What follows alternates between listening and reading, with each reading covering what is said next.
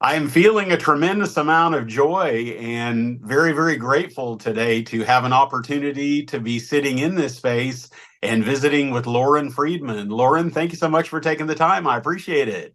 Thank you so much for having me. That's so kind of you. And you said my name right. Oh, thank you. I started to ask. I usually always ask before, and for some reason I didn't, and I'm not sure why that is. But yeah, some Oh, well, I'm questions I guess happy. will remain unanswered, evidently. Yeah, no, that's amazing. It's funny. I never thought my last name was hard to pronounce or spell until like the last few years. I'm like, what is happening? Why don't people understand this? Oh, interesting. Okay, that's yeah. In fact, it's so weird because it just kind of naturally came to me. So, and I feel like I have been acquainted and have known people that have that last name. It's been a little while, but I definitely it's definitely something that's been in my consciousness. So, It's a yeah, common last name. That's why I'm like, what is yeah. happening with the world? Why is this confusing all of a sudden? So I'm grateful for that. Thank you so much. It's so nice to be here and so nice to meet you. Yeah, absolutely. And I have to tell you that, and I'm obviously and I'm very much looking forward to hearing about your journey and your evolution and what you're sharing with the world. But I have to tell you that, and I love how there's a reference to the Lauren Friedman experience. And I have to tell you that sitting here in this space with you already, even though this is the first time that we have had a conversation and have spoken, there definitely is something to that experience, energetically speaking. So Thank I really want to you. honor you for that. Thank you. I want to honor you for recognizing that. Thank you so much. That's really kind of you.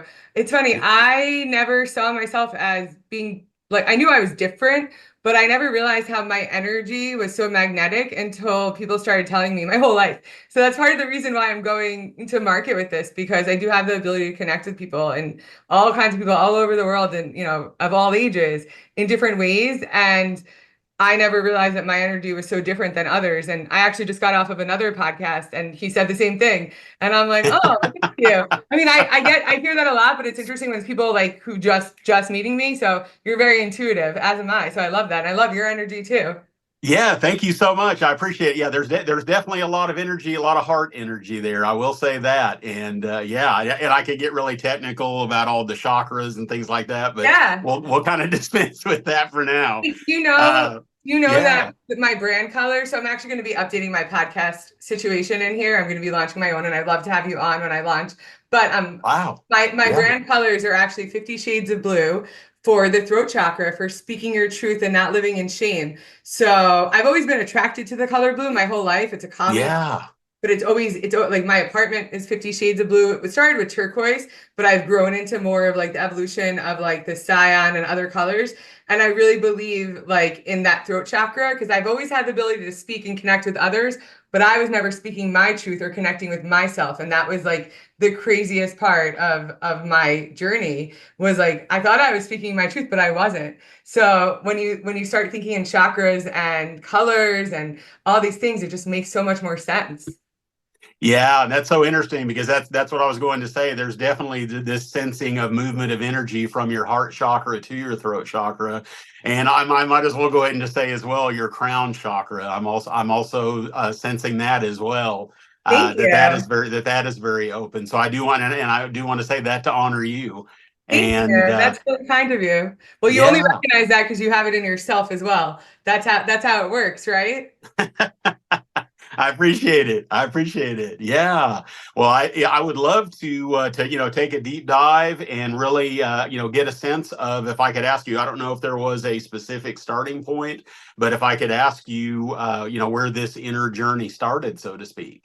Yeah, it's I mean the thing is that I've known since I was a little girl, like since I was under the age of 10 that I had a story to share. And I know that my dad actually, who was very unwell, but was also brilliant. He was as unwell as he was mentally as brilliant as he was mentally ill. And he taught me a lot in our short time together on earth. And because of all of the gifts and my soul's purpose and just being hyper vigilant my whole life, I have the ability to retain all of those things, good and bad, right? Because when you can Yeah. remember everything, I have like a photographic and audiographic memory since under the age of 3. So When I was under the age of 10, he told me that our souls choose our families before we're born. And he grew up in extreme dysfunction. So did my mom. They both have these crazy stories. And I remember in that moment thinking, why would he have chosen his family? He grew up, literally on welfare in East New York in the projects, so like one of the only white dudes in his neighborhood. So he had a very Wow. different POV than a lot of people. Like we would drive around as kids going places, and this is unprovoked by anybody. Like we would just be sitting there listening to music, and he'd be like, "Don't be afraid of the black man. Be afraid of the white man." He's like, "The black man can't." Yes, this is what I'm being Yeah. told that like under because we would drive through like let's say projects areas wherever we were going, and like he'd be like, "They can't help the way society treats them," but he's like, "The white man is who you need to be afraid of." So that's a very Wow. interesting way to grow up. So he would tell me these really deep, like spiritually guided things and all of these ways that he saw the world because he had a very different, he was also as brilliant. He got into Harvard on a dare. And he didn't even like he didn't go, but he because he couldn't afford it, but he did. Yeah. So and then my mom was first generation. Her mom escaped the Holocaust like within 5 years of her being born, and she was beaten as a child. So like I come from really, really extreme dysfunction. So when I was told that at under 10, I remember thinking, one, I don't know if I said this out loud to him, but I definitely said this in my head. I was like, why would he have chosen this? Like, I didn't even tell you the dysfunction that he grew up in. That was just like a high level. And then the more my life continued, like even around that same time, I realized this on another podcast recently. Around the same time, I could envision myself knowing that I was going to do something with this story. I didn't even know what the story was, but I knew that my POV was unique. And I knew that when I eventually shared this, that it would be to help others. And over the years, I've had all of these different experiences that other people have been like, sell this, sell that. And I'm like, I'm not going to sell your MLM bullshit. I'm going to, when I use my story and my hard work, it's going to be to help people and to make money, of course, because I need to live, but it's going to be really to help people. So around the same time, he also told me that he told me that our souls choose our families before we're born. And at that same time, we'd moved and I was getting bullied in school, but which was the least of my problems, but I also was breaking up fights between my parents at that same Mm. time. And I remember looking out at my window and being like, I'm going to do something with this. And we didn't have, there was no internet in the early 90s. We didn't even have cable TV. I grew up on PBS. My parents were super hippies, as we discussed, so like the way people parent now is how they parented back then, which like made me very uncool when my birthday's in June, when my mom was giving away green folders with raisins and educational things for my birthday party, goodie bags. But now everyone be like, oh, that'd be so great. I can't believe she did that. She was a pioneer. So around that same time, though, he also told me because he was always trying to heal himself, and he wasn't able to address it at the trauma level. Oh, did I mention both my parents were therapists? They were practicing therapists.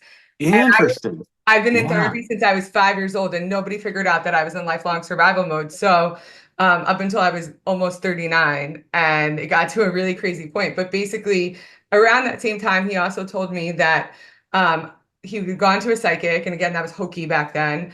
And the psychic told him that I was going to be a diplomat. And I always thought about that, right? Because I've always had these conversations just echo in my head for eternity. And whether it's good or bad, I've learned a lot. And I could it's helped me, but it's also really hard when you're trying to process trauma to avoid those things. So, but I'm grateful for them. And I'm calling it survival mode as my superpower because it makes me who I am. But he also told me that about the diplomat thing. He told me that I was going to be a diplomat. So as I've looked back at my life through the lens of trauma, I realized that one, I was a diplomat in my family. I was always breaking up fights between adults, between other family members, adults and children. But I also was a diplomat in my career. And it wasn't things I was in sales. I was in advertising and technology sales for the last 20 years. I went into advertising because I thought I was going to be a copywriter because I've had this natural inclination as a writer my whole life. I'm an avid reader, a writer, all those things. I love words. I like get off on wordplay. And that's what I'm bringing to this business as well. And that it's helped me in my career. But when I realized it would be like male coworkers that a lot of women are like, oh, my male coworkers are so mean to me. But my male coworkers and I become really close friends to the point where we help each other. And they would say to me, you just connect so well with people and you have such a way about explaining things, even if it's bad news. And I was like, I am a diplomat. And so it's kind of diplomacy reimagined is really helping people find connection through community and through storytelling. And this journey began when I was born. Like I had a dysregulated nervous system when I was under 2 years old, potentially like in utero, and which is hard to prove out, but Gabor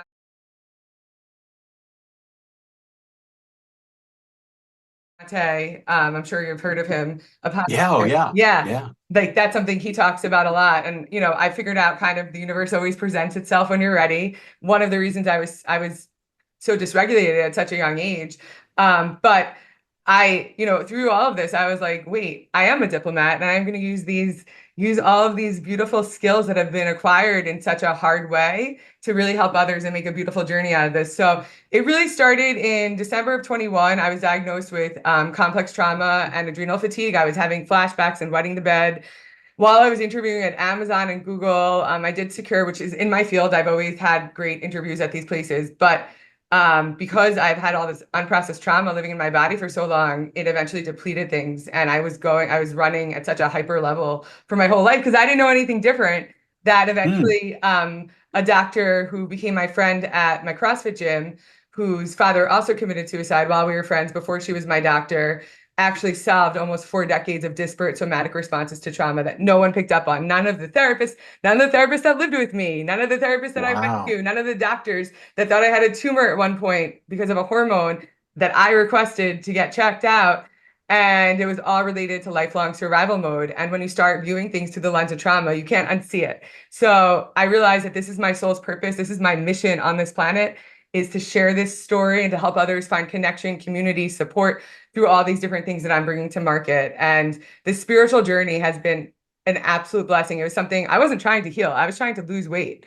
I literally did not. I didn't think, one, I never met anybody who was on a healing journey, and heal is not an endpoint.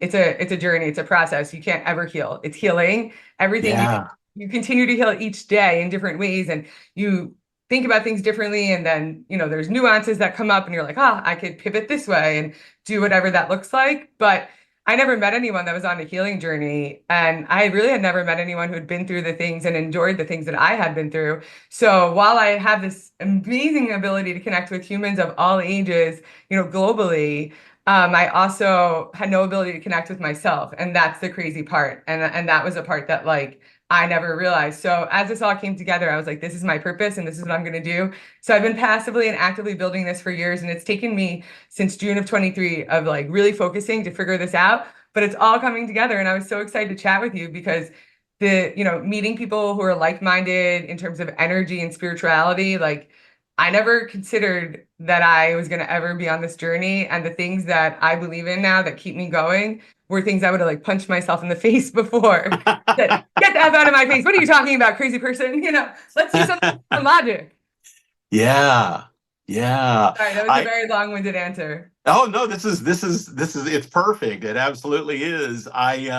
It's interesting as I'm hearing what you're sharing, and I really do. I deeply honor everything that you've shared here. And the one thing that and a lot of things have spoken to me, but I was going to ask you, and I don't know if this question is if it's a fair question or not. There's Have all fair you questions. Yeah. Do you sense that, this Lauren Friedman that you are, this energy that is you now on this inner spiritual journey? Has there been do you sense that has always been who you have been, but maybe it just wasn't apparent as of yet, or maybe Oh that yeah, was, no. This is who I have always been. Like, the thing about survival mode, but high functioning survival mode, like I've been so successful that no one picked up on this. And it's called high functioning complex PTSD. And there's so many people that have this. Like, some of the most successful people in the world suffer in the same ways because it's a function of not having support. It's a function of always having to save yourself. It's a function of addiction. You could be addicted to success, addicted to work, all of those things. So someone had asked me on another podcast at one point, they're like, how did you keep moving forward? And I've always had a little voice in my head, not a schizophrenic voice, but a voice in my head since I was a little girl that was like, it didn't matter what happened. I was like, I'm just going to keep moving forward and I'm just going to keep figuring this out. And I felt like I was playing like a lifelong game of whack-a-mole.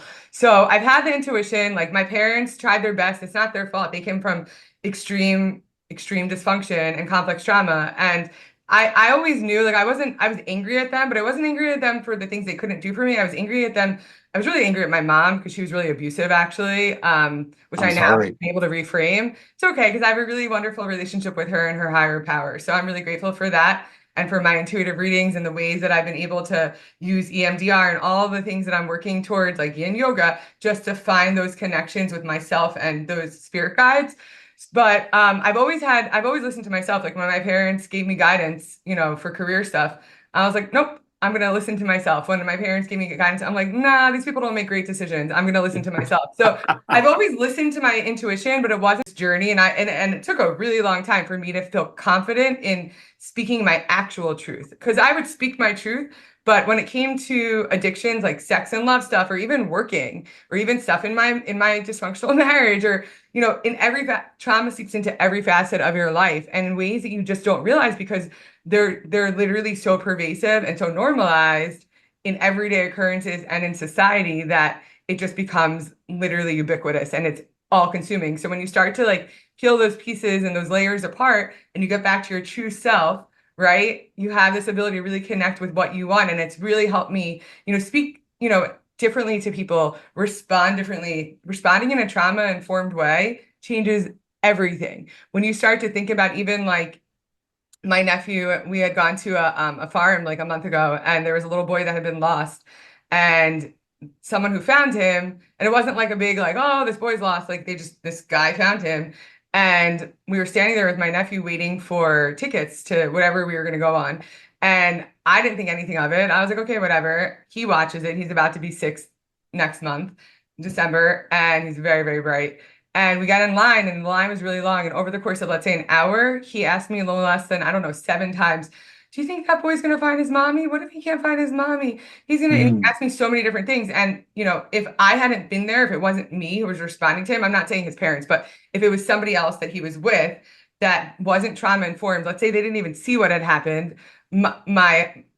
like his uncle was actually there too, who wasn't paying attention, who was buying tickets. So if he didn't see it and he responded to him in a way that just like either invalidated or made him feel like shameful and asking, this would have just been going on and on and on in his head. So those types of things become complex trauma when you can't speak your truth, when you can't have people validate what you're feeling and hearing and support you in a way that makes you feel comforted. So in order to get to those layers, you have to find that support and that connection, whether it's with yourself, whether with others, with a higher power. And I just feel so grateful that I've had this opportunity because this is my life's mission and my soul's mission is what I thought was like, my plight was just being fat because I wasn't mentally ill. Like a lot of my family members are and were, but I wasn't. And I knew that and I was grateful for that. But then I was like, okay, well, I'm fat. That's what I get. And that's actually what I did get. And that was part of what led me to this beautiful spiritual awakening. Yeah, thank you so much. And I wonder too, as part of this unfolding has taken place, and as more of your inner self, your true self has been revealed, has there been also some things possibly that you may have previously believed who you were that you found a certain part of that identity has fallen away, or Oh or that yeah. there's been a letting go of any notions about who you thought you were, so to speak? 100%. Like I thought that I had to be full of rage in order to be successful. I've had literally actual people be like, "Oh, your anger motivates you, you're hired," And I thought that I had to hold on to that rage, and that rage was actually making me fat and crazy. And in order to release that, it's taken a lot. And I'm calling it actually like let that chick go the weight of shame because I literally can show you like what my body looks like when I felt like that and what my apartment looked like and how I was being like literally suffocated by my belongings when I started to release all of those things, which used to make me feel protected because I lost my whole family and I thought that like, well, at least if I could buy myself things, I'll be okay. Because to me, that felt like, safety, right? Like I have the ability to survive on my own. But then those same things and those same coping mechanisms that used to save me as a child started becoming really, really disruptive and dangerous as an adult. So yeah, like everything has changed. I'm doing everything different. I'm still at the core of me. I still have the same loving heart and all those things, but the things that used to make me feel like those deep-seated beliefs that you're referring to, those have all changed, because I have an inner monologue that I have to work hard every single day. That gets easier with time to remind myself, like, you always show up for yourself. You are strong. I'm not that voice in my head that was my mom telling me that I'm ashamed to the family because I'm fat or that I'm throwing up. I was throwing up at 2 years old from eating. But the thing Mm. is that nobody understood the mind-body connection and trauma, and so nobody saw it. And I was told around the same time that this was happening, like the first things I remember being told were, you're a genius, you're asking thought-provoking questions about music. And like, I found myself in a crowd when my mom lost me, and it was before I could even say my name, but I knew where I was. I found myself, and then I gave myself my own nickname. Like, I've been literally saving myself and everybody, including my adult family, my sibling, my eventually my husband, my friends, everybody around me my whole life. So yeah, like I'm still at the core me, but I'm doing it in a much healthier way, and I'm cognizant of my capacity. And I mean, my body literally forced me to be cognizant. Like if I go too hard, or I don't get enough sleep, or I get too much sleep, or if I go too little, then I get a migraine. And I used to plow through those migraines. Like I had a month-long migraine in December of 22, and I Wow. gained 25 pounds on the same medicine that I eventually lost weight on. And it was because of my receptors being blocked by trauma. And all of this is interrelated. So at the core, I'm still me, but I'm a better version of me. And, I say that healing equals freedom, and it does. It takes all of the things that are weighing you down every single day, and it's just the inner monologue, and it reframes it and it liberates you.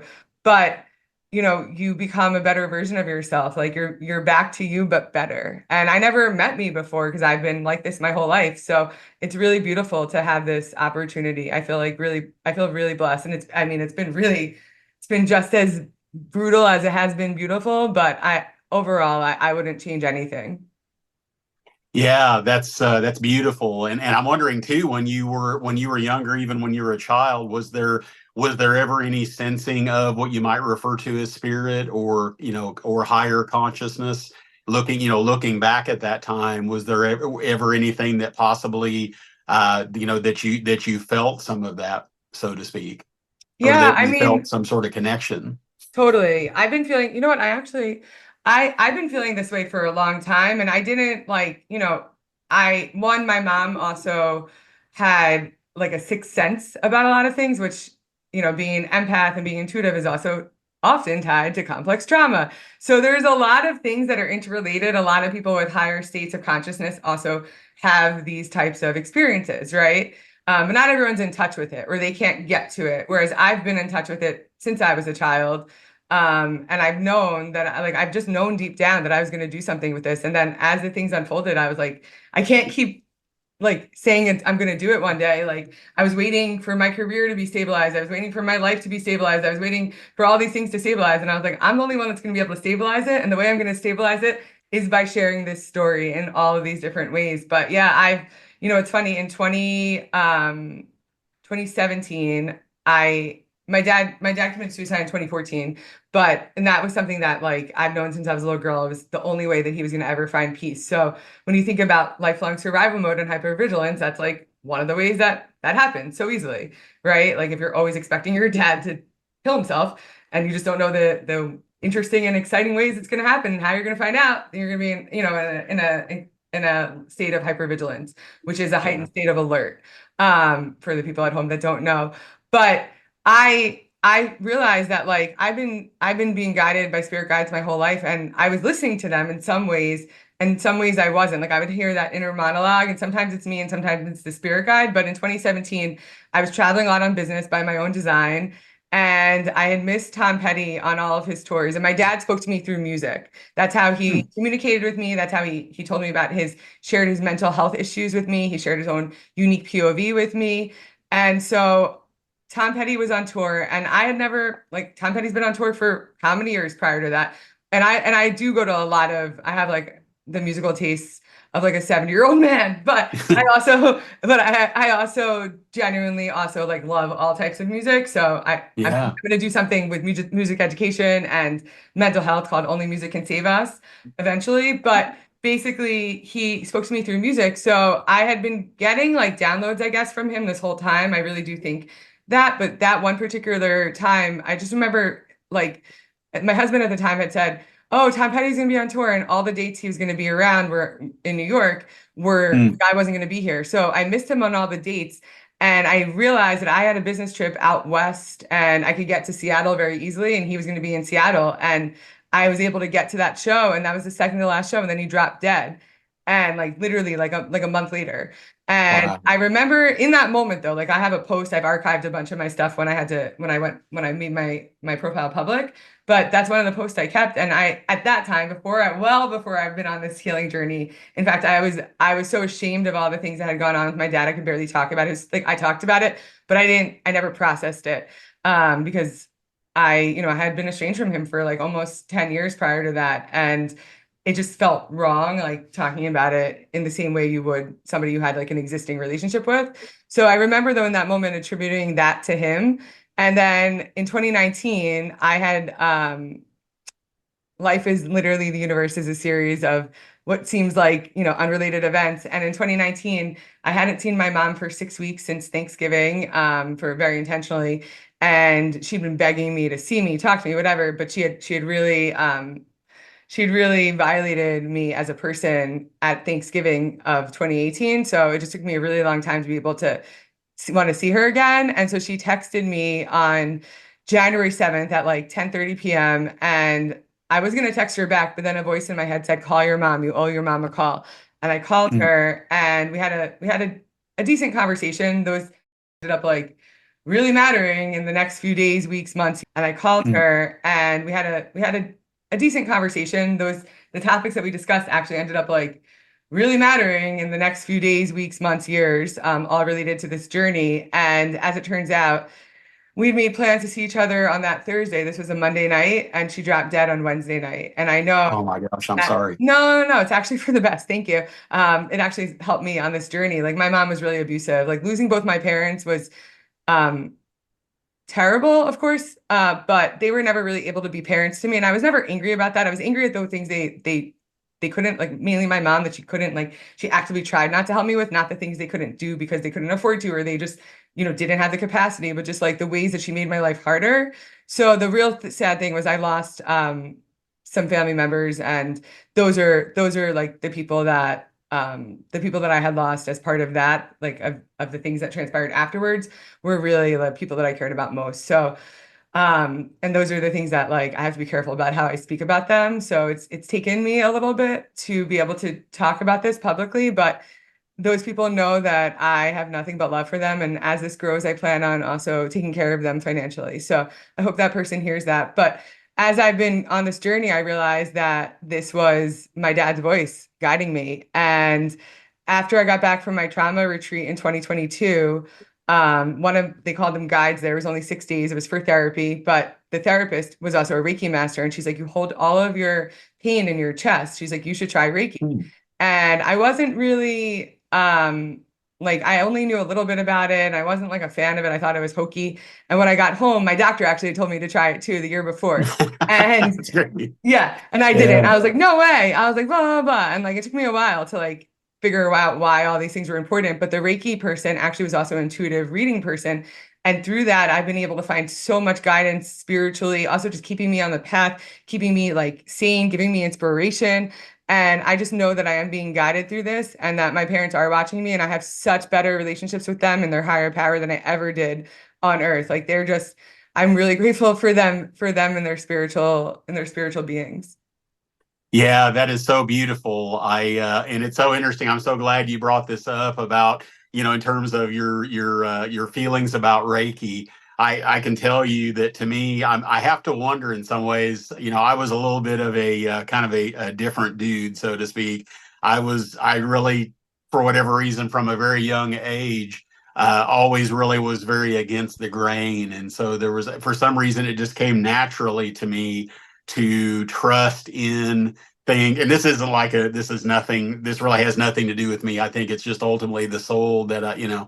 that I reside in at this, if in this particular incarnation, that I just wonder in some ways, is the resistance, and I don't know if I'm using the right word, resistance or doubt or skepticism, do you find in some ways that that has been part of the healing journey? In other words, seeing the value of that skepticism?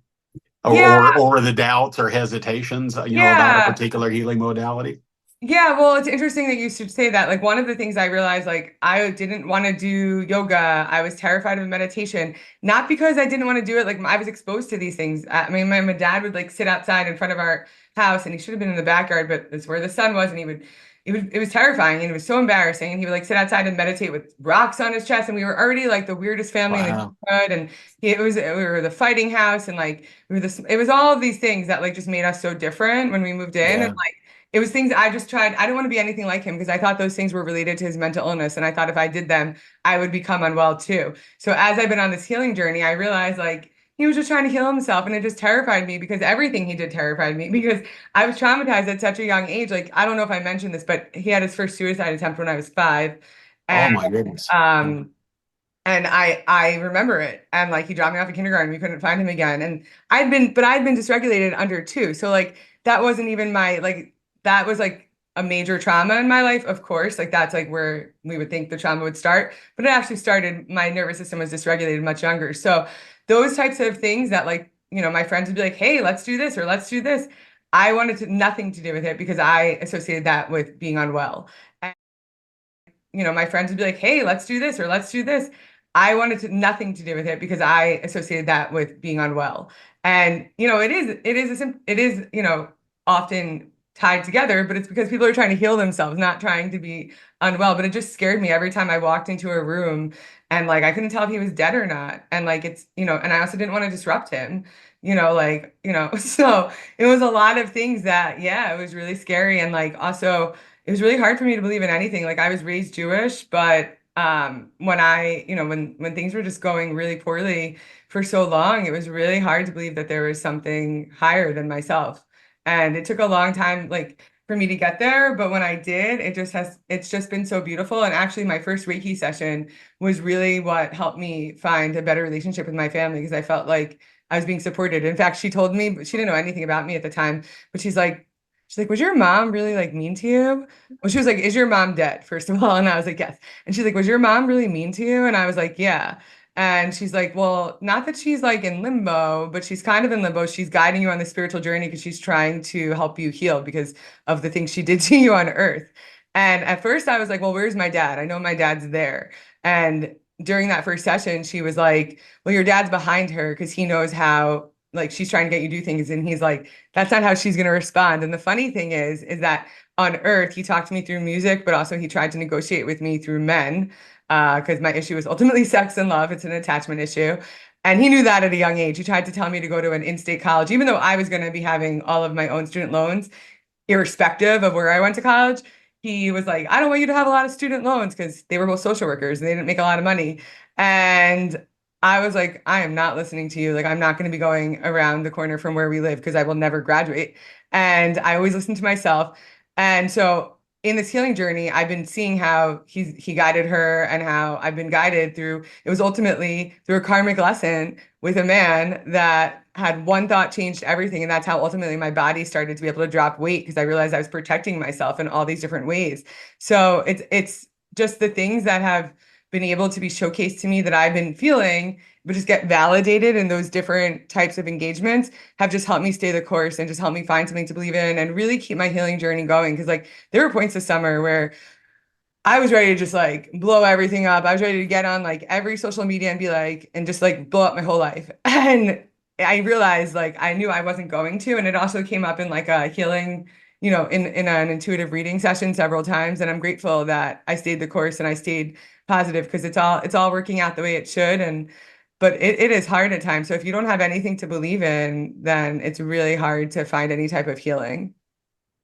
That's yes.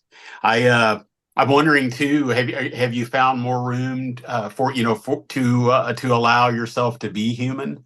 Oh Is yeah. there more of a level of comfort and familiarity with what it is to be human Yeah. and to allow yourself to have these human feelings, so to speak? Yeah.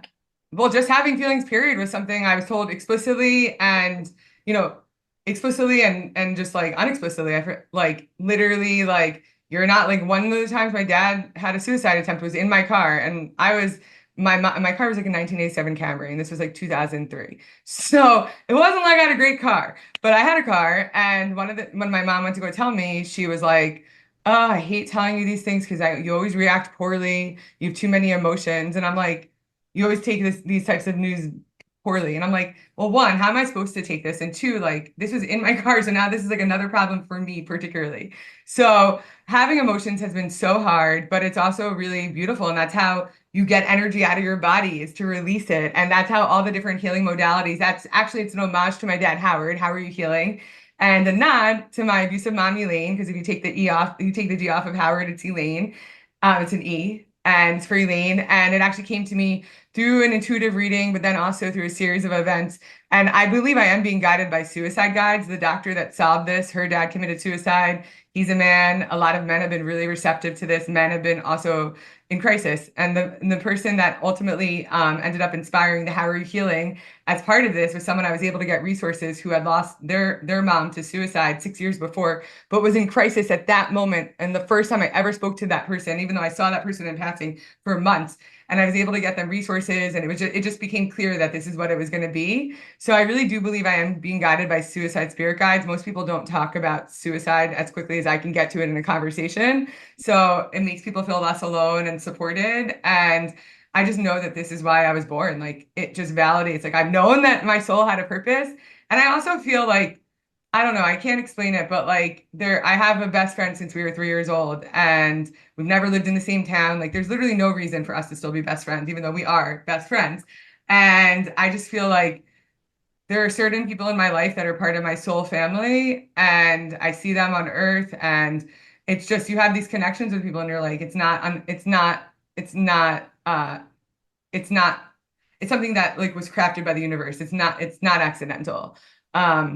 I do often also like the really bad things. A lot of people have been through terrible things, and it's hard for them to accept that, this is part of their journey and their soul's purpose, and they chose this, before they were born. And it was hard for me to feel like there's still some things like the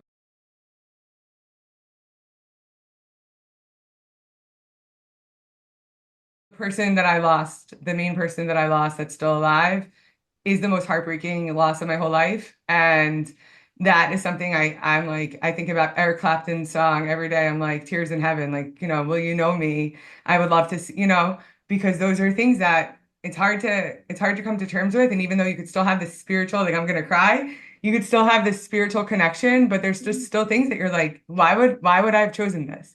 You know? And why would I have seen something so beautiful and then not be able to have it forever? Yeah. Yes.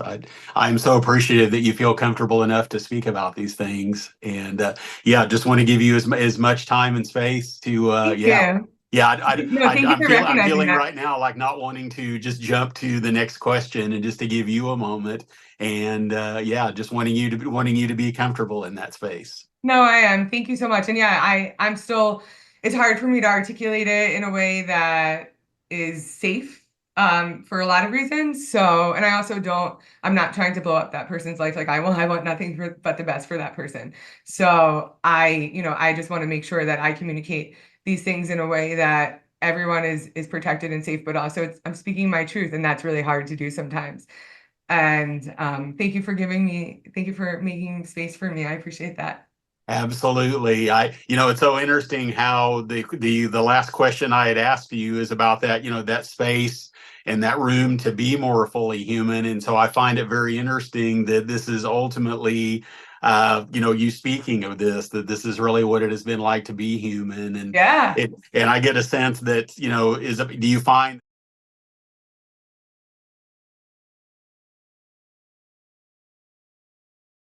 that so much of this is lived through those feelings, but do the thoughts about the feelings sometimes get in the way? And I'm not speaking about you personally even, but Yeah, just just anybody. people that you Yeah. know. Yeah. There's a lot of, I mean, everybody has those intrusive thoughts. And the thing is if you're not connected to your body and you don't even realize that those are happening, and you're not like in a mindful space, like I always thought I was mindful because I thought being strategic, because you have to, with the level of success that I've had over my life to date, you have to be strategic, right? You have to be self-disciplined, all the things I never saw in myself, but I knew I was strategic at the very least.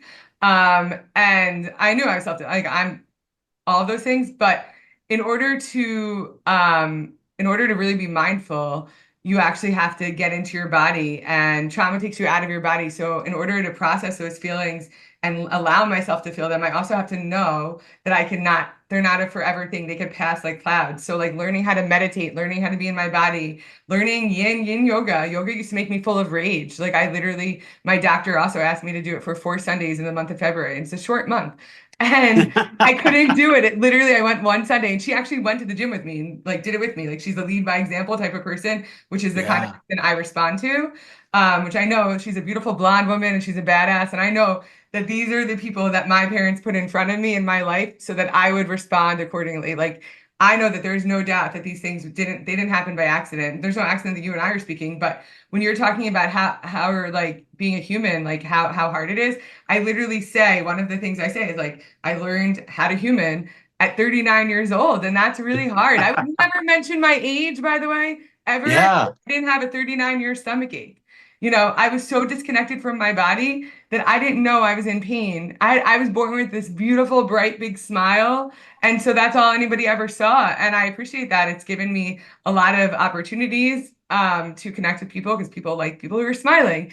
And but it's Yeah. also really masked a lot of the pain that I was having. And I never knew it. Like I never knew I was in pain. Like I knew I wasn't having fun all the time, but I also was always able to be the jokester. And that's also another sign of complex trauma. So the interesting intersect that I see between spirituality and healing trauma is really finding a way to connect those pieces of yourself, like your soul and your thoughts, and like really just being cohesive in your body. And there's a lot of, you know, Eastern medicine that believes in that. There's all these different schools of thought. On the actually, I was just on a podcast right before this, and I mentioned the theory of you know, your soul choose your family, and that person was like, "Oh my God, that's a very Eastern, you know, way of thinking." And I was like, "Yeah, my dad Yeah. always trying to heal himself, so he explored every religion. He actually, this isn't funny, but I mean, it kind of is, but he actually died like as a Jew for Jesus, which is kind of funny. Yeah. I mean, he had been exploring that for his whole life because he always wanted to find some level of peace. And the sad thing is that like he never was able to, but I have, and I feel like I'm finishing my parents' missions on this planet because they spent their whole life trying to help others to the point of depletion of and really to their own chagrin. They never were able to find healing themselves. So I really want to help others find healing in their honor. And I know that I was given these gifts and this story and all of these ways that I could connect with people, whether it's through community or through storytelling or through any other way, that it helps people find their own ways to connect to themselves. And I've been learning all these different modalities. And like you said, there's all different ways to heal. And it's really just a way of learning how to be a human because nobody teaches you how to be a human. You're just like born and right? You're just So like true. plopped out. And they're like, Yes. okay, you're here. And you're like, okay, what do I do now? And like no one told me I wasn't breathing. I thought that was an autonomous thing. And it is, but you have to actually like remind yourself to breathe. So those Yeah. are like I had to learn how to breathe and I had to learn how to have not my inner monologue be negative. And I didn't know that that was making me fat. Like I had no idea that all of these things were disrupting my nervous system all day. And once I learned how to human, or I'm still learning, but once I've learned to a point where it's become natural to me, it was really hard at first. I had done so many things, and because I'm a perfectionist, I wanted it all at once, and that became really right. That became like so overwhelming. So that's one of the things through the How Are You Healing Revolution. I'm bringing together a community that connected by LFE with resources, education, all these different ways to connect different people. Um, Also modalities of healing, things like that, but also through storytelling. And the How Are You Healing Revolution is really just about finding what works for you and doing like A/B tests and learns. Like I'm very scientific. I call this like the art and science of connection because I've sold technology for the last 20 years almost, and it's emerging technology. So I found a way. I'm also calling myself for speaking engagements the trauma translator because I found a Yeah. way to connect with all different audiences, whether they're ad tech people or they're perimenopausal or they're children, and ways that I could explain these things that resonates with them so they have just an aha moment, just like that one thought that clicks. And it doesn't have to be then. It could happen in 6 years. It could happen 2 weeks later. But it happens, and when it does, it changes people's lives. They're like, "Oh, that crazy blonde girl that I saw talk," or "I met her in the middle of the street. She said this and I didn't understand it at the time, but now I get it." Because you just need like one thought to change. And I just every day I'm so grateful for my health and my mental wellness and just my physical wellness because I never imagined I would feel well again. I never thought I don't have any mental health issues, but it like when you're in that long of survival mode, it affects your thyroid, it affects all the hormones. So I was really like I wasn't suicidal, but I could imagine how my father felt and how he got to that point, and that terrified me. And so I think, not to tell like you shouldn't have to hit rock bottom, but if you do, there's also resources and you don't have to stay there. Yeah, it's interesting because I've met a few spiritual teachers that ultimately, didn't realize they were going to be spiritual teachers that, Yeah. that did hit rock bottom in a way. And that would be by, by their accounting of the story, Yeah. not a judgment on my part. Everybody's But rock bottom is different, and it's whatever they view yeah. as rock bottom, you know? Yeah. Oh, absolutely. And I wonder if sometimes that is, part of that is, and I realize everyone's journey is different, that it's the power of surrender, of just finally recognizing that at some point there's, and I know I've certainly had these experiences myself where I just don't know necessarily what the next step is, but Yeah. somehow the next step gets taken, that there's Yeah. this trusting of the process. Yeah, no, I mean, being like honestly, like the things that I work on in EMDR therapy directly connect to the yin yoga. I also got certified in yin yoga when yoga just used to make me full of rage because Yeah. it changed my life. They directly integrate with that. They directly integrate with the intuitive readings. Like every healing methodology all works cohesively together. They're not separate. They can't be done in silo. So when you're talking about it in that way, like I never like considered myself to be a spiritual person. I was trying to stay away from that. People who were like, I'm like, I'm not interested, man. Um, like, and when I started on this healing trauma, I realized how necessary it was to really find a higher power because that keeps you going. And when like you had said something right before this that I just realized too, but I'm losing my train of thought on it. But so Oh, no problem. what did you just say that before you asked me this question? You had asked um hitting rock bottom, you'd said something, and basically like this spiritual journey is something that Oh, about surrender? Is it yes, possible about? surrendering. Yes, Yeah. sorry. So Sorry, I learning didn't to mean to find interrupt you. no. I interrupted myself. I like this is what happens when you have a lot of thoughts going on at once. But Yeah. surrendering, like that's one of the things, like being successful, being in lifelong survival mode, being really successful is really holding on too tight. Like hold on loosely, don't let go. 38 special. That's like literally Yes. it. You have to hold on. You have to be able to still be, you have to have your own agency of your life. That's part of healing trauma. You have to be able to make decisions, right, for yourself. You can't just expect things to just fall in your lap. But you also have to have a belief that the universe is working in your favor. And the more you believe that and the more you speak to the universe and believe in it, the more it happens for you. And that was something that I also would have punched myself in the face. Like every single thing that I say and believe are things that like 2 years ago I was just on the precipice of like beginning to get into, but I didn't really fully understand it. And like I have some friends that like haven't been on their own healing journeys, and someone had asked me like, "What are you gonna do?" Whatever, like a year ago with something, my relationship, and I was like, "Listen, we're not gonna decide that today. That's things that I heard." I was like, "We're gonna just be in this moment. We're gonna focus on what we can and move forward." And finding peace in the unknown has been so incredibly difficult, but so beautiful because if I hadn't been able to find peace in the unknown, I never would be able to be doing this right now. Like I'm bootstrapping this. Like I spent the last 20 years with a really good job and I've had incredible volatility and chaos, but also a prolific career because of that job. And I've been able to I'm an alchemist, and I've been able to take my really, really terrible things and make them into something beautiful that other people understand. So just trusting the process and finding a way to just surrender is a huge part of that. And it's something you have to practice every day. It's not something that you could just do once and say, oh, this doesn't work. Like you have to practice it. You have to find your own healing modalities and ways to stay in that energy. Because and you can, the thing is about too, and I'm sure you understand this, like, and these, through my intuitive reading, through all the different energy work, all the different people that I work with, that I collaborate with, that I learn from, whether formally or informally, I've learned how to get back to that energy and what that energy looks like for me. So when I have like a moment of not feeling great or feeling sad, I know now I could get myself out of it. And the ways that I do that is getting into my body. That's how you release it. And that's how you could surrender to the universe. And it sounds completely hokey, but we are the universe. I've been able to find so much peace in nature. We are nature. Yeah, that's and what I'm so glad you spoke into this too, because I wonder in some ways if that's the spiritual journey. I know that, and I definitely, very early on, many decades ago, once I started discovering things and the light started coming on, that there was this part of me, I admit, that thought, that I had something that I thought that other people probably would want or would see some value in. But what I didn't recognize at the time was that, that was not the work that I was supposed, that was not my work, so to speak. I was not here to try to show anybody the way, so to speak. And there again, I'm not saying this rationally. I'm just getting a sense. I can only see it now in retrospect, Yeah. looking back, in the rearview mirror. But there was so much work that I still needed to undergo. There was so much of a transformation that needed to that needed to happen.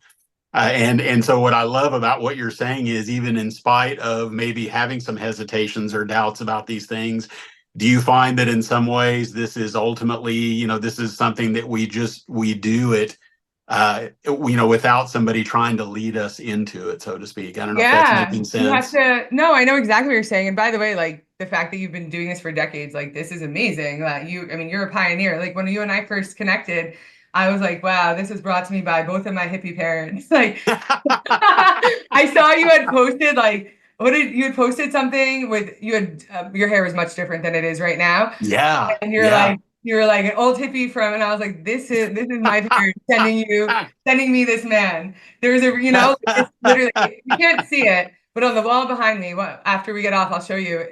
There's a print that's in the Smithsonian. It's a famous print, and I'm sure you've seen it, but it says, "You have not converted a man because you've silenced him." Yes, yes, You right? yes. You've seen it. It's Oh like yeah, something of modern men. I forgot what it's. I can't see that far. I need glasses. yeah. Eye doctor. But that's like how I was raised. So when I saw that, I was like, my mom used to call herself like an old hippie, and like I was like, this man is for me. But that's like the pioneers, and that's what's so crazy too. Is like my parents were so close to finding when my dad would have been closer. My mom like had some other things going on. She had a lot of stuff going on. And I just think that like, yeah, you can't be forced into it. Like, when people are like, you have to do this, you have to figure it out. And that's just what I want to do is I want to showcase like there is a possibility. Like I never met anybody who had endured what I had endured, let alone had been on a healing journey, even though I was surrounded by therapists my whole life and I've been in therapy, but traditional psychotherapy doesn't take that into account. And healing trauma does. Yeah. It takes the mind, body, soul, and spirit into account. And it takes everything. So when you about spirituality, to me, it's very much connected to healing, but you can't be forced into it. You have to want it on your own. And actually, I have a dysfunctional situation in my marriage, and my husband is though my best friend, and he's one of my biggest success stories right now from therapy. Like we had done couples therapy for years, and he wasn't. He would make commitments and then not execute them. And I was like, I don't have time to waste, bro. This is like a waste of my time. Like, I can't do this anymore. So we'd separated a few times. And then over the course of this past year, so a few things came together in his life, and I was like, "Hey, you should really try therapy again." And this man, when I tell you, I've been with him for almost 20 years, and we still have to separate. We've been through a lot of stuff together. There's a lot of Yeah. other things, but we're best friends, and he'll always be in my life and I his. But he has thrived. He has made more progress since January than he has in 20 years.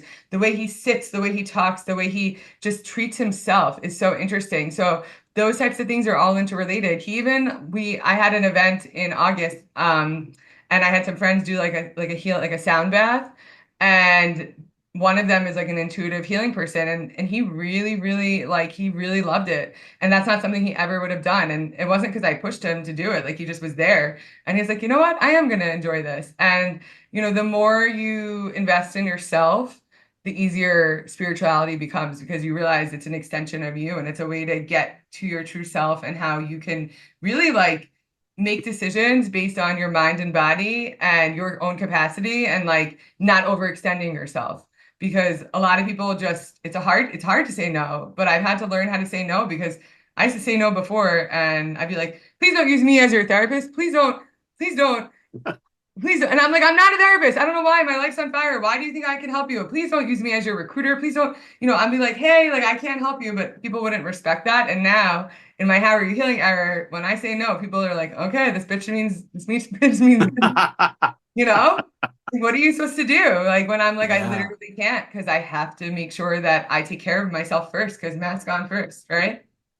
Yeah, and I have to say to you that, hearing what you've shared, and I so deeply honor all of this, and I so deeply value it, that I get a sense that that is ultimately what, and there again, this is not a belief or an opinion or even a judgment. It's just, what's speaking to me, Yeah. that I really sense that, people are going to gravitate towards you because it's more about you being you and sharing, your truth and your Yeah. authentic self and your energy. And so I intuit that there will be people, and I know you've spoken about this some, that there may be people who maybe are hesitant or have some sort of what's the word with doubts about spirituality or doubts about healing, engaging in healing Yeah. modalities. That I really get a sense it's going to be your heart and of course the throat chakra. You're speaking your truth, and that's so powerful. And I really wonder if at the end of the day that it's not so much about you showing them the way, but it's about you leading with your heart and your spirit, and people, and that Exactly. actually inspiring people. I don't know if any of this is revolutionary No, it is. or It is. anything new. I don't know if I'm telling you something you don't already know, so to No, speak, you but just are validating exactly what I've been told, like what's been guiding me. That's also like my intuitive reader person, like she's amazing. She's also going to be part of this. I'm going to be having her as part of my community. I would love to have you as part of it. And I want to have yeah. everybody experience all these different things. But, that's one of the things she's like, you need to go on YouTube. You need to go on YouTube. And I'm like, but I just need to finish this on Instagram. She's like, YouTube. So like that's the thing that I've been told forever. Like that's one of the reasons like I know that I have to do this because I have that ability. And thank you so much. It's so kind of you. I would love to also like one day interview you, but Yeah. you have such a wealth of knowledge and such a journey, and like I love it. And I just feel like you're really intuitive, and that's ultimately it. Like I'm not a therapist. I don't want to be a coach, but I want to help people find those resources, find those connections, whatever that is.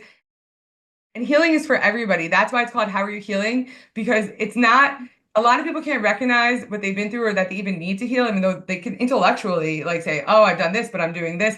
Everyone intellectualizes things. I spent my whole life intellectualizing. I thought because I was able to speak about certain things that I was processing it, but I wasn't. I was just literally speaking my facts because it wasn't my truth, but they were my facts that I was able to communicate at the time. And now that I have this ability to be in my body, be in my true authentic self, which I've always been authentic, but now I'm authentic with myself too. That has allowed me to really connect with people in a different way, in a trauma-informed way, that has allowed them also to find their own healing. Like one of my girlfriends, who the universe brought us together, she was one of my clients, who actually told me that I had to integrate with a particular partner in New York that I ended up meeting at a conference in Palm Springs, like a week later, maybe that same week, that Mm, that person had moved to this building, and that's how I ultimately got to this building, and that's how I ultimately met my trainer, and that's how they got me to the gym where I met my doctor who solved this problem and who got yeah. me all these and got me on this healing journey, right? So when you think about all these different things, you're like, this one event led to all of these things that you would never expect. And that person also had been going through a really hard time and still, and yesterday had messaged me like in crisis. And, the old me would have been overwhelmed by that and like, oh my God, I don't know how to respond to this person. I would have just responded like every one of her other girlfriends. But the new me, the new trauma informed me, sat back, and what I heard was from this person was she said, I feel trapped. And I know what it's like to feel trapped. That is the hallmark of an adult child of a dysfunctional family, of someone that is in this, like, you literally feel like a rat in a cage, And so I gave her some ways to get this out of her body. I was like, hey, like, she's like, I want to do blah, blah, blah, and blow up her life. And I'm like, listen, you've worked too hard, and this is what I think you should do right now. And some people listen, some people that don't, but she really has seen this generation, and she feels she's one of my biggest supporters, and she's also helping with the business. And she's like, you've helped me so much. She's like, just by telling me to do this, it helped me not do this. So this, and this didn't happen. And just like being able to help people in those little moments that become really big moments if you don't handle them properly. So yeah, like whatever resonates with people is what I want, for them to stick with. And like I said, like if it's in that moment or if it's later, I just want one thought to change, and then that'll change everything because you just need one thought. I call it Yeah, the Harvest absolutely. Magnum moment, the greatness from small beginnings. Yeah, I love that. The other thing I want to say to you too, I don't know that it had fully formed enough for me to verbalize it, is I also definitely get the sense that, when you were speaking about your friend contacting you and not, not being sure exactly what to say. And I'm going out on a limb here a little bit. I'm wondering if the way that you were able to help her was ultimately not the personality of Lauren Friedman, but actually your heart, your soul, your spirit. In other words, you and I really honor you for trusting that sometimes maybe the human, the identity of the human, the brain of the human, the neural pathways of the human, maybe that can be overwhelming. But I get a sense that there's something so much more vast Yeah, than, and I honor your, thank you. I honor you as a human being, but I also honor your willingness and I honor your heart, soul, and spirit as well. And that I Oh, thank wonder if that you. is where a lot of this light comes from, and that, that infinite ability to meet the moment, so to Thank you. speak. Oh my gosh, that's so kind. I honor you for even recognizing that. Thank you. Yeah, that's like honestly like it's funny during my first and I do see that like one of the things that you'll see it when I will launch my website, I have a line that says, I knew my soul had a purpose and I had a story to share because I know that me and my physical being are just ways that I've been able like I know that I was blessed with certain things that allow me to communicate with people in a different way than I would if I was in a different body, if I had a different, if I had different experiences, if I had, a whole different life. But I know my soul ultimately has more things to give than just this body. And it's funny, I sometimes meet like kids and stuff and I'm like, do I know them from a different life? Like I used to think that was crazy. Like when my dad did like regression therapy and it made him fucking crazy because he was unwell and it actually sent him into like a mania. And it was all of these things. But I actually like do like start to I think about those things now because like my best friend had this little beautiful baby and this baby, I'm like, why do I know? Like we both said like, and the baby doesn't necessarily look just like her. So we both were like, the baby looks so familiar to us. Hmm. And like I was like, it looks so familiar. And she's like, I know. And there's something about his eyes that like remind me of my sibling. And I can't explain it, but I'm like, I know you. Like I don't know why I know you, but I know you. And there's things there. But yeah, the humans are imperfect. They're imperfectly perfect. And the human brain has all those neural pathways. And if you don't actually try to rewire it, it's going to be continuously just building upon that faulty logic, which is the same as technology, which is how I've been able to learn about this, right? Because I have the background in technology. And even though I've been in therapy my whole life, that didn't give me the background that I needed to understand why that didn't work. But yeah, my soul is definitely, it's funny because my first intuitive reading, she's like, you have, what did she say? I have, like, I had tears in my heart chakra.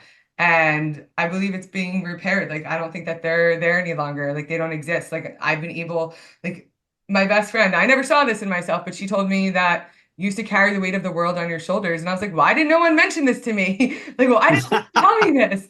If I would have known that this wasn't like, she's like, you never ask for help, and these are all like being in survival mode. Like I thought that like not only could I save myself, but I would save everybody around me, like even in my job and everywhere. I wasn't just trying to save myself, I was trying to save everybody. So Yeah. I'm doing that right in a much more organized fashion, but also taking into account my own limitations and capacities just as a human, because the human body does have limitations. And so does the mind, by the way. You can't be overwhelmed all the time, in your mind and then expect your body to be functioning properly.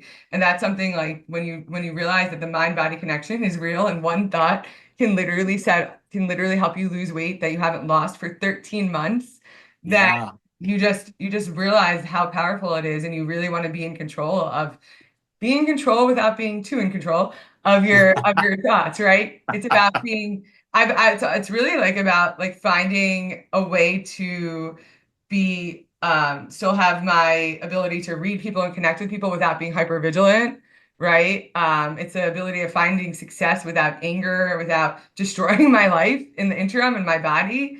It's Yeah. finding balance. It's all of those things that no one teaches you how to do.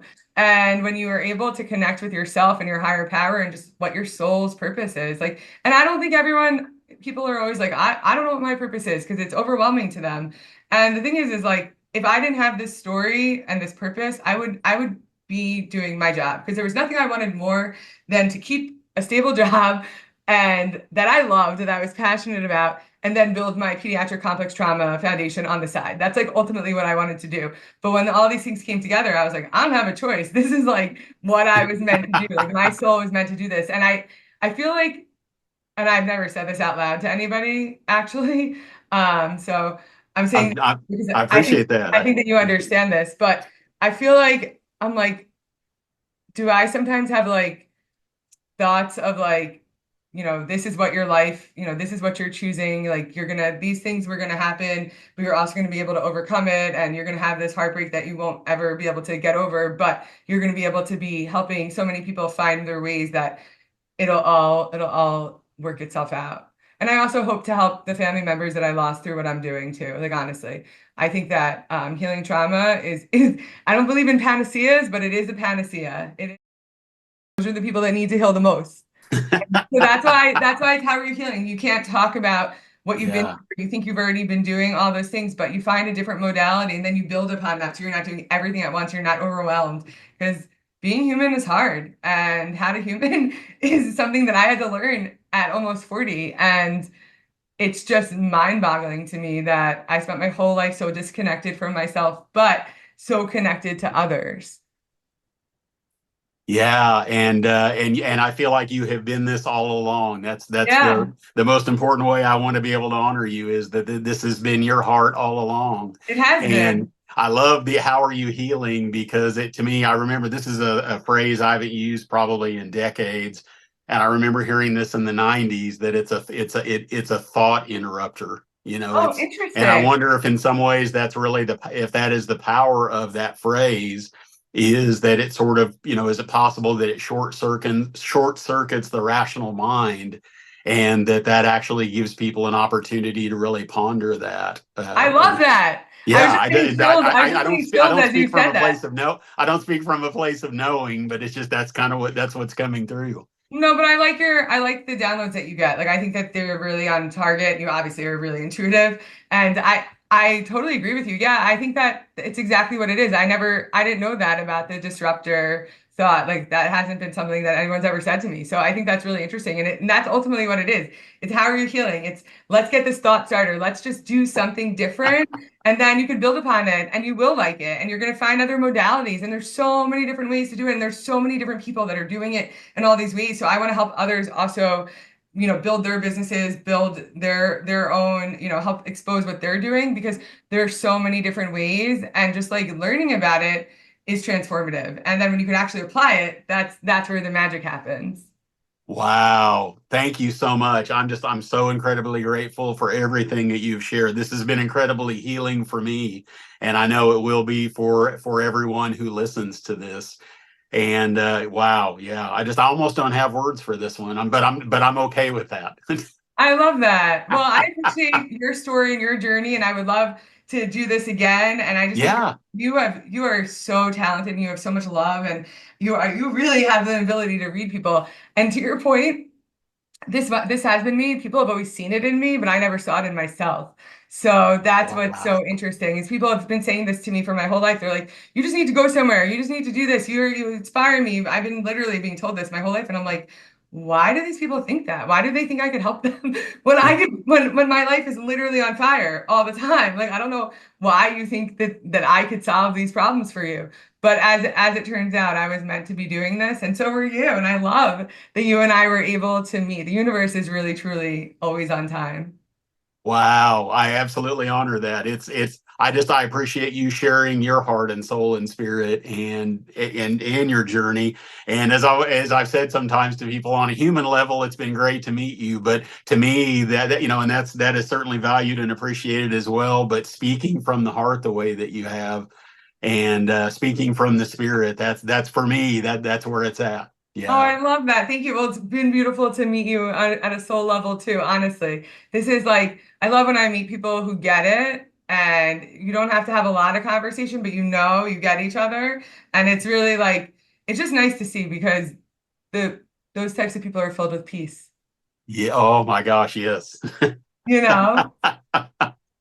Absolutely, absolutely. Thank you so much. I'm incredibly Thank I feel you. so For much real. gratitude and so much joy and so much I have such a good feeling for the future for you. Thank you. I really do sense that very powerfully. I really Yeah. do appreciate that. Well, I hope that you and I get to collaborate more and can help each other grow and get our messages to as many people as possible because ultimately we're saying the same thing, right? We just want to help people find connection to themselves and others into a higher power because that is the key. You can't have one without the other. Absolutely. Thank you so much. Thank you.